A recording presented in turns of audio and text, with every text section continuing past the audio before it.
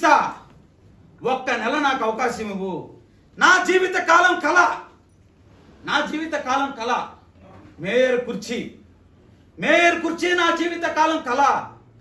ఎన్నోసార్లు, ఒకసారి కాదు, 2 సార్లు కాదు, అంతకుముందు తెలుగుదేశం పార్టీ రాకముందు నుంచే, తెలుగుదేశం పార్టీ అధికారంలోకి వచ్చిన రోజు మరుసటి రోజు నుంచే తగులుకున్నాడు. నిన్ను కేసులోంచి బయటేస్తా, విపిఆర్ గారితో మాట్లాడిస్తా, నీకు ఇబ్బంది లేదు అని చెప్పి నువ్వు కానీ సెలవు పెట్టించకపోతే శ్రీధర్ రెడ్డి నిన్ను వదలడు, నువ్వు లెటర్ ఇచ్చే ఈరోజే అని చెప్పి ఎన్నిసార్లు అడిగాడో.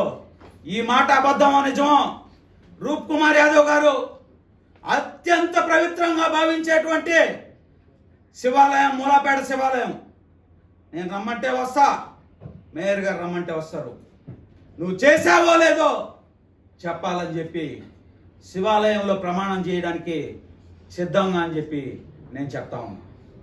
విపిఆర్ గారు మంచి వ్యక్తి, మాకు బాగా సుపరిచితులు. ప్రశాంతమ్మ గారు మమ్మల్ని బిడ్డల్లాగా చూసేవాళ్ళు.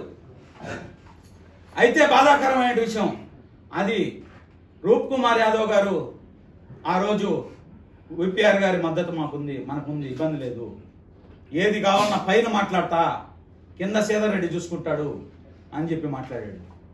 నెల్లూరు నగరంలో పైన ఉన్నటువంటి 4 ఫ్లోర్లలో అందరు ఎంప్లాయీస్కి ఫోన్ చేసి మాట్లాడేశాను అని చెప్పి చెప్పాడు.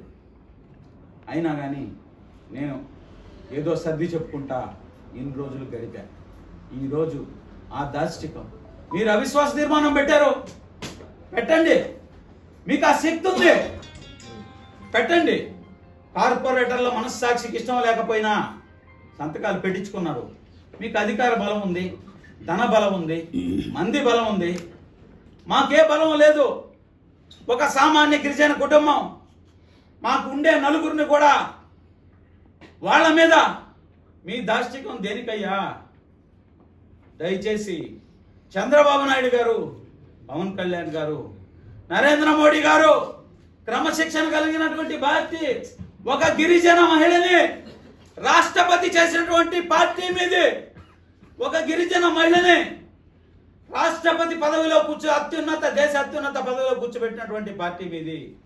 మీరు కూడా జోక్యం చేసుకోండి రాష్ట్రపతి గారు, మీ పాదాలకు శిరస్సు వంచి నమస్కరిస్తున్నాం అని చెప్పి ఈ సందర్భంగా అందరినీ కూడా సవినయంగా వేడుకుంటూ ఉన్నాను. థ్యాంక్ యూ అన్న, అందరికీ థ్యాంక్ యూ.